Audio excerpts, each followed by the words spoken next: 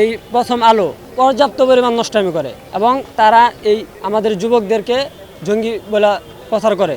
প্রথম আলোর ভিতরেও কিছু শয়তান আছে তাদের সাংবাদিকদের মধ্যে। একটা পত্রিকায় বিভিন্ন সময় জঙ্গি সংগঠন হিসেবে মুসলমানদেরকে এমনকি দাড়ি টুপি হালাদেরকে যারা বলছিল তারাই অরিজিনালি ছিল সরকারের দালাল। সাম্প্রতিক যে কোনো কিছু যে কোনো সময় যে কোনো ইস্যু যে সঠিকটা আমাদের তুলে ধরতে হবে। মানুষকে সৃষ্টি করার সময়ে শয়তান বিরোধিতা করেছিল।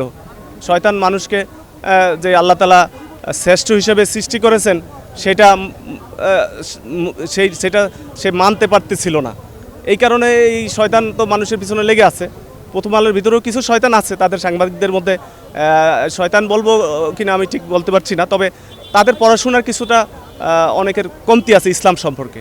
এই জন্য হয়তো তারা অন্যদের প্রোপাগান্ডার মধ্যে পা দিতে পারে। প্রথম আলোই বাদ দেওয়া উচিত। বাংলাদেশে প্রথম আলো নামে কোনো পত্রিকা থাকবে না। ইসলামিক যারা জ্ঞান রাখে তারাই শুধু খবর প্রচার করবে। তারা ইসলামের বিপক্ষে কথা বলে এবং তারা ইন্ডিয়ার গোলামি করে। এই প্রথম আলো পর্যাপ্ত পরিমাণ নষ্টামি করে এবং তারা এই আমাদের যুবকদেরকে জঙ্গি বলে প্রচার করে। স্বৈরাচারী বিদায় করা হয়েছে, প্রথম আলো সরাই দিতে হবে।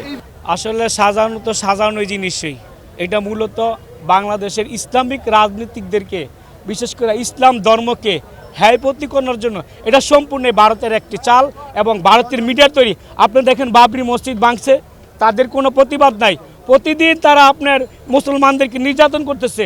একটা পত্রিকায় বিভিন্ন সময় জঙ্গি সংগঠন হিসেবে মুসলমানদেরকে এমনকি দাড়ি টুপি হালাদেরকে যারা বলছিল তারাই অরিজিনালি ছিল সরকারের দালাল। বিগত দিনে সরকারের দালাল ছিল, এখন তারা কোথায়? এমনকি আপনাদের মিডিয়ার মাধ্যমে যারা জঙ্গি সংগঠন আমাদের মুসলমান ভাইদেরকে নিয়ে বলছিল তারা এখন কোথায় আছে? তারা এখন এখানে নাই কেন? তারা সঠিক তদন্ত সঠিক খবর পত্রিকায় দেখা নাই, জাতিকে দেখা নাই, বিশ্ব মুসলমানকে দেখা নাই।